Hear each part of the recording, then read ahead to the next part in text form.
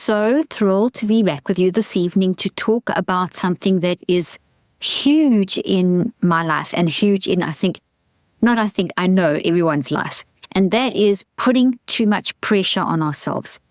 You know, putting pressure on ourselves is in this day and age is actually very common. And it has been, I think, since the beginning of time. But some people really go overboard. So today I want to talk about 13 signs that we are putting too much pressure on ourselves and how to manage those. So to give you some 13 signs and 13 tips on how to help you recognize that you're putting too much pressure on yourself and how to manage this. But first of all, let me just talk a little bit about pressure. So pressure is a force, and it's a force that can go in any direction. So when we apply pressure to ourselves, it creates a force in our brain, mind, body network that is unbalanced. So then what happens is that we swing between our mind, brain, body network, swings between high and low energy, high and low pressure, high and low pressure, high and low pressure, high and low energy. And there's a swinging back and forth to try to restore balance, because everything about the mind, brain, body network is always about homeostasis, about restoring balance. So putting too much pressure on ourselves creates negative pressure, and that negative pressure creates this swinging between high and low pressure to try and restore balance, and that drains us of energy and can create a lot of problems and confusion, and that has a downplaying effect on the mind, brain, body network and so on. So it really is worth doing something about this, because the more we swing, the more confusion, the more biochemical mess, the more we increase our vulnerability in our mind, brain, body network to things happening on a mental health level and eventually on a physical level as well. And the thing with pressure is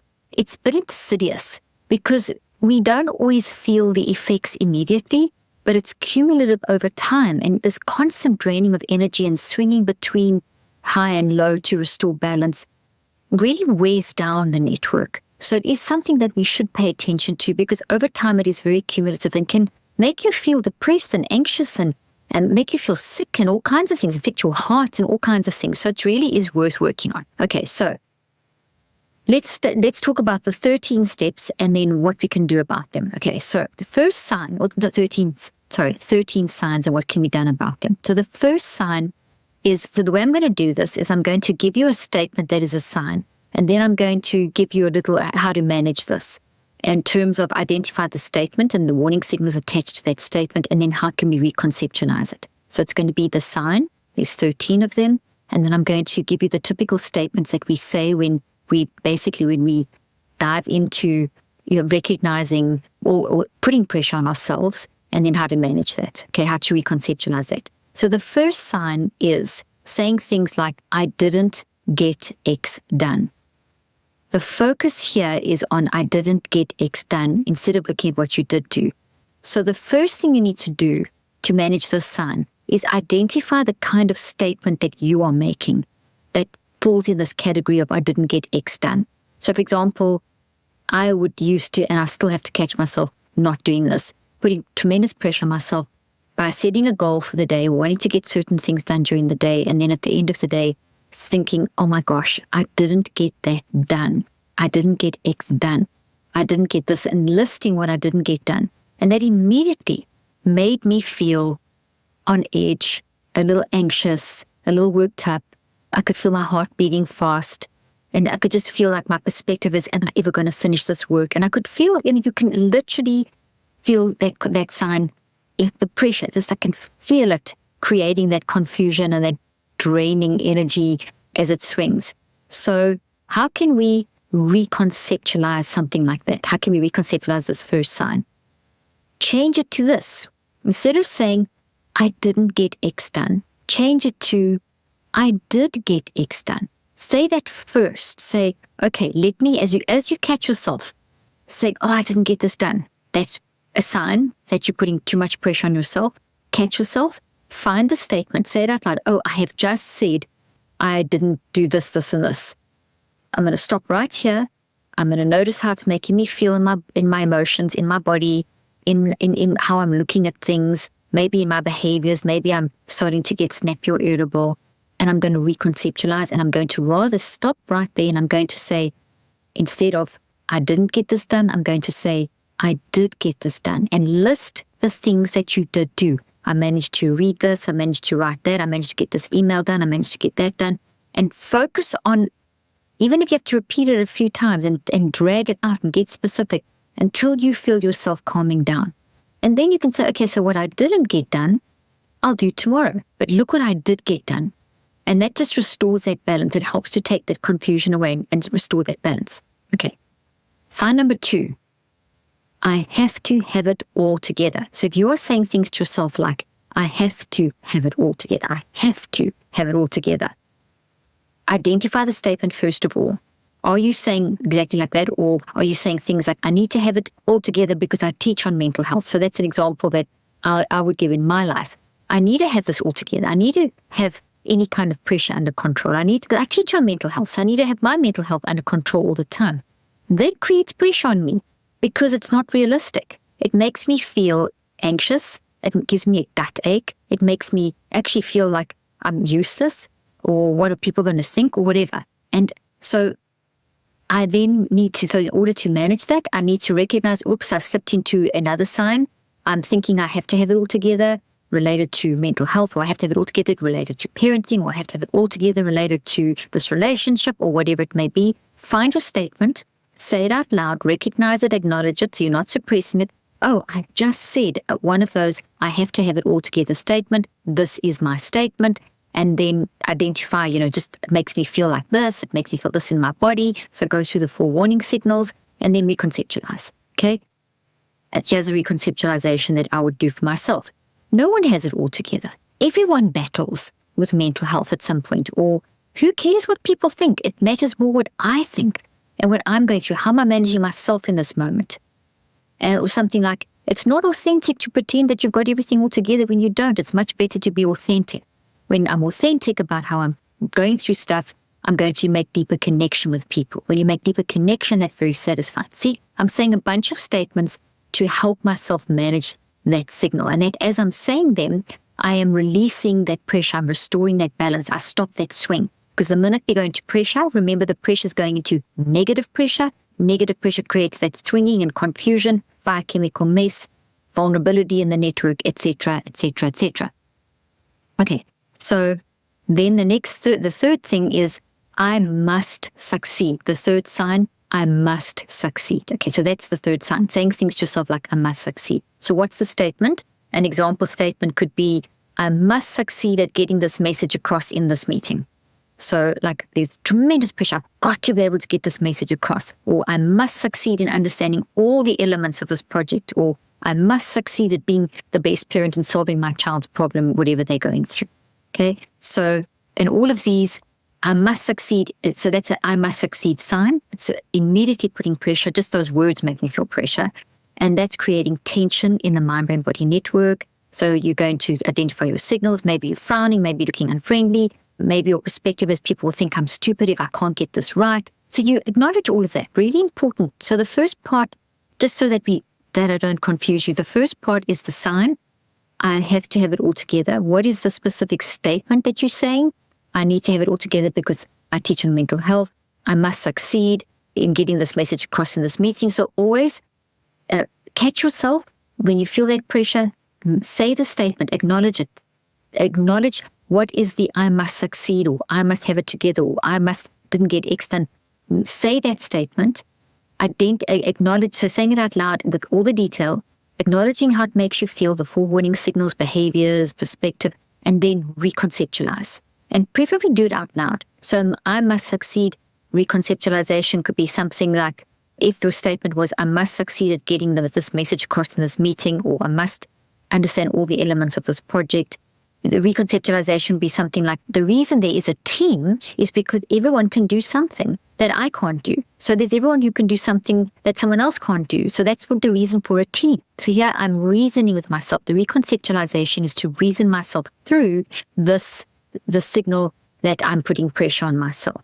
Okay, so the reason there's a team is because everyone can do something that you can't do, and you can do something that the other members of the team can't do. And that's why we all need to work together to do our bit to make this thing a logical solution and work well. Now we know that, but we have to sometimes say that to ourselves and by recognizing the sign and the statement, saying the statement out loud, acknowledging the warning signal, giving yourself a reconceptualized statement, you're talking yourself through. You're not just suppressing it and pushing it down and letting it just go into a network as something toxic and creating that negative pressure. You're resolving it. You are dealing with it. Okay, so another sign. Sign number 4. Cannot make a mistake. Okay, so that's sign number 4. I cannot make a mistake. A statement could be something like, I cannot mess this up. I have to do it perfectly. Cannot make a mistake with this. And then that, why can't I get this right? Why am I making the same mistake over and over? And that can make you maybe feel panicky. You can't concentrate. Cannot make a mistake can really lead to feelings of panicky and not being able to concentrate and things like, will I ever learn? Okay, so once again, identify the specific statement that's in that category of I cannot make a mistake, and then identify the warning signals, reconceptualize. A reconceptualization could be, I now know what doesn't work, so I can make mistakes because the mistake is showing me what doesn't work. And this is so great because now I won't do that again. Failure is teaching me something and goes hand in hand with setting me up for success. So that mistake is teaching me something that will actually lead to the next level of success. And also, I own my mistake. Another reconceptualization, I own my mistake because it's something that I can learn from. I own my mistake. I set myself up for further success. I can find the silver lining. So there's some examples of that category. Here's sign number 5 of putting too much pressure on yourself. I will let everyone down. So this category or this sign is I will let everyone down. What's a typical statement? I'm the only one who can do this, and if I don't, I will let everyone down. Okay, so what does that create? What signals? Tension in the mind-body-brain network, and the mind-brain-body network, maybe a feeling of like dread, a sense of tightness in your chest, literally feeling like someone's crushing your heart, and then the perspective people are going to be disappointed in you. I mean, all of that all of the things I've just said, you can feel that pressure, like you're in a pressure cooker and it's creating this swinging thing and this whole confusion. How can we reconceptualize this sign? I will let everyone down. You could do something like, nothing is certain. How can I let anyone down? Nothing is certain. Everything's unpredictable. No one can really know what's coming up. We can just do our best. It's impossible to let anyone down if we're trying our best. Another one, trying our best is the most authentic way. So you're not letting someone down because at least you're trying. And and part of trying is this being able to see, well, this worked and this didn't work, which goes to the previous category. You can see how these all roll into each other and how we very often will have multiple of these 13 signs operating either consecutively or swinging back and forth or in clusters depending on whatever the trigger was. Okay, so another great reconceptualization for the sign number 5, I will let everyone down, is something like growth is birthed out of problems and mistakes. So I won't let anyone down. I'm going to see, oh my gosh, that didn't work. I'm not always letting everyone down. This is going to lead to growth. I can make up for this. It didn't do well. This did put things back a little bit, but I'm going to grow. I'm going to be able to fix this. So it's coming in with that restoring of balance. Then the sign number 6 is I feel exhausted all the time. Now this makes a lot of sense because if you, as I said in the beginning, pressure can go in either direction. And negative pressure is incredibly draining because negative pressure signals to the mind-brain-body network that it's got to restore balance. And it creates this swinging in the attempt to restore balance. And that drains energy from you mentally and physically. So your brain gets tired, your body gets tired. So you will feel exhausted. And also, in addition, when you put pressure on yourself, the exhaustion is also coming from the fact that you probably don't give yourself enough rest.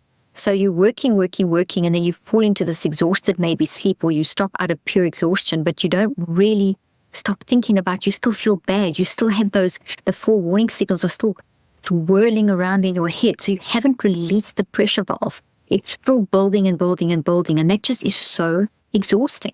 And that's why it's so important that you identify and say the statement, that you acknowledge and say that statement, and that you acknowledge the warning signals, and that you work out an alternative so you catch it and do it. And the more you practice this, the quicker you can get. So you can, you might be in a meeting and you might find yourself going down that, I've made a mistake again. I have to get this right. And it happened to me in a meeting today. I was in a meeting and I felt that, I can't make a mistake. I have to know everything. And I felt the pressure. Then I realized, no, this is not something that I know much about. And I was able to then acknowledge and say, hey, I don't know about this. I'm going to make a mistake with this, but you guys know this much better than I do. So you do this and I'll do that. And I immediately felt better. And I learned something new. And they're going to do, in this particular case, they would have done it much better than me. So, okay, so let's go back to the I feel exhausted all the time. What could you reconceptualize? How could you reconceptualize this? You need to do a lifestyle check. I need to do a lifestyle check. Do I take enough breaks? Am I taking enough breaks? Are you taking enough breaks to recharge? In your breaks, what are you doing to recharge? Are you still worrying, or are you switching off? Are you sitting and eating your lunch and looking outside at the sunshine? Or are you sitting there worrying, anxious, and sitting all huddled up and that kind of thing? Are you recharging? Another thing that's really great to do is, are you doing your thinker moments? I've spoken about thinker moments before, which are where you just take a few moments to switch off to the external and switch on to the internal and just let your mind wander, and that helps to recharge beautifully. So when it comes to the feeling exhausted, you want to do lifestyle check, which is, do I take enough breaks? Am I using thinker moments? Am I having fun?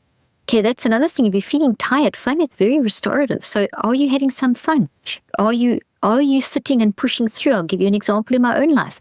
I'm working on a new book and I have a deadline, and I lost a bit of time and I was working really hard and I was on a flow and I just didn't stop. It was 8 hours in and I didn't follow my own rules. I didn't take enough thinker moments.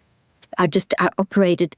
I was in a flow, but then I shifted from the flow into pressure because I didn't take a break to recharge. So I was in a flow and I lost my flow. And I recognized I lost my flow, but instead of recharging, I pushed on. So I felt total pressure, did that whole swinging thing. And so I decided, okay, let me stop. Let me stop right here. Let me go and have some fun. I actually moved away from my computer, found my dogs, played with my dogs. My husband, I went for a little walk. We watched a bit of TV, we watched something that was very funny. We had some fun. The dogs were funny. The walk was just a lovely walk. The show that we watched was funny and made me laugh. I had fun. I felt so good. I slept well, got up extra early, and continued. And I actually had a very creative moment.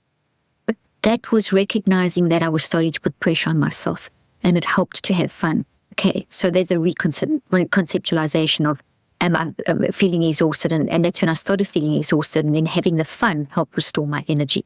Okay, sign number 7, I hardly smile anymore. Okay, so this is that category, I hardly smile anymore. So once again, identify the statement and the warning signals. And what would the statement be? Oh my gosh, people are telling me I don't smile much anymore, or I look cross all the time, or I'm sitting in meetings with a long face, or people are saying you used to smile more, you're okay, you're not smiling as much, you seem to look sad, or you seem to be angry, or you notice people are like looking at you funny, or something like that. So are you maybe not smiling as much anymore? And are you frowning? Are you are you feeling like people are reacting to you differently and feeling like you're being a drag to them? So, what are those warning signals? And how could you reconceptualize this category of I'm hardly smiling anymore? Is we smile when we feel peace or enjoy something, okay? So you may need to practice it again. Your reconceptualization is to remind yourself, hey, let me remember a time when I smiled. You might have to go back in time. You might have to, do something that makes you smile and notice yourself smiling. I'll give you an example. Like my little granddaughter, my daughter sends videos of her to me all the time. And we speak on FaceTime every day. And I just have to think of her and I just have to watch one of those videos. And every time I watch a little video of her doing something cute, I actually notice, and I consciously and deliberately notice the smile on my face. And it's big. And I am training myself and have trained myself over 63 days. I've made it a habit to train myself to notice, to notice that smile and notice how that makes me feel. So when I am feeling pressure and I can feel that smile's not there, that joy and that peace is not there, I'll maybe quickly grab a video and take 10 seconds to quickly watch the video and get the smile back on my face. And that will restore balance. That'll immediately start restoring the swinging that would have started. Guys, remember, every time we slip into negative pressure, every single time we slip into that negative pressure, we are basically throwing that balance out and we're draining our energy. Okay? So there's some examples there. Sign number 8. This is the next sign that you're under pressure. is it perfectionism that's happening, or is it high achievement? In other words, are you putting pressure on yourself to be a perfectionist, or is it high achievement? Now, high achievement, there's nothing wrong with achieving high. I'm a high achiever. It makes me happy. I like to work. I like to do well. I like to get things done. But I've got to make sure that I'm in high achievement, which is making that pressure work for me and not against me. It's making pressure be my greatest fan because I'm getting pressure to move in the right direction. This whole exercise is making pressure move from negative pressure to positive pressure. Okay? So, and negative pressure causes the swinging. Positive pressure allows for balance, restoring of balance. So if I'm in high achievement, I'm going to be in balance. If I'm in perfectionism, I'm going to be under pressure and out of balance. I'm going to have that swinging thing happening. So what's a typical statement in this category of perfectionism versus high achievement as a sign of pressure? Something like, are you holding onto mistakes that you've made? So if you've made a mistake, are you holding onto it and like beating yourself, like literally over the head, beating yourself that, did I do that? Why did I do that? That mistake. And it's consuming you, the mistake, instead of learning from the mistake. So that's consuming you. Maybe are you noticing what you've done wrong more than what you've done right? So that would show that you've moved both of those. Hanging on to mistakes that you've made, noticing more of what you've done wrong than what you've done right. Those are leaning into perfectionism, okay? Versus high achievement. High achievement recognizes, oh, I made the mistake. What can I learn from? It sounds like ones from earlier on. So it's just re-emphasizing this in a slightly different way to make you make that distinction, because perfectionism will put terrible pressure on you, okay? So hanging on to mistakes you've made is a sign you're in perfectionism. Noticing more of what you've done wrong instead of what you've gotten right. Getting really anxious when you do a good but not perfect job, that you can't, maybe that you're not. Okay. Perfectionism, if you don't do something, you do something but it's good, but it's not your standard. Perfectionism you'll beat yourself up about it. You just won't let go. Whereas perfectionism, a high achievement, will say, okay, that was good. I did that well, but that part I didn't do well. So I'm either going to redo it or next time I'll do this. And you move on. You make a plan to deal with it. You reconceptualize it. But perfectionism, you don't move on. You just get stuck in that swinging thing. Okay, so a good reconceptualization is exactly kind of what I've just described. I must learn and not hold on. Why am I holding on to this? Why am I holding on to this mistake? What can I learn from this? It's done, it's past. So I can't change that. And holding on to it is just making me feel worse. All the warning signals are up there that are making me feel worse. So what can I do about this? This is where I am. What can I do about this? How can I see this differently? Okay, so I did this well. I did this badly. I can redo this. I can redo that. I can do this. I can do that. What plan can you make? Okay, so and you have to remind yourself as someone who battles with perfectionism, it's okay to make a mistake. I know you've heard that a million times, but you may have to take 63 days to tell yourself it's okay to make a mistake, and you're going to learn from that. You can improve. It's okay. People do this, and you have to remind yourself about those things. Another thing that helps to reconceptualize perfectionism into high achievement, and to recognize that you're in perfectionism as a sign of putting too much pressure on yourself, is to say, okay, I've made this mistake, or I didn't do things as well as I wanted to. So I'm going to say the one thing that I did bad, and then I'm going to find 3 things that I did well. Another thing that I did bad, 3 that I did well. So you focus more, that's the 1-to-3 ratio, and it's really good at restoring balance. It's really good at helping you to reconceptualize and get yourself into that positive pressure.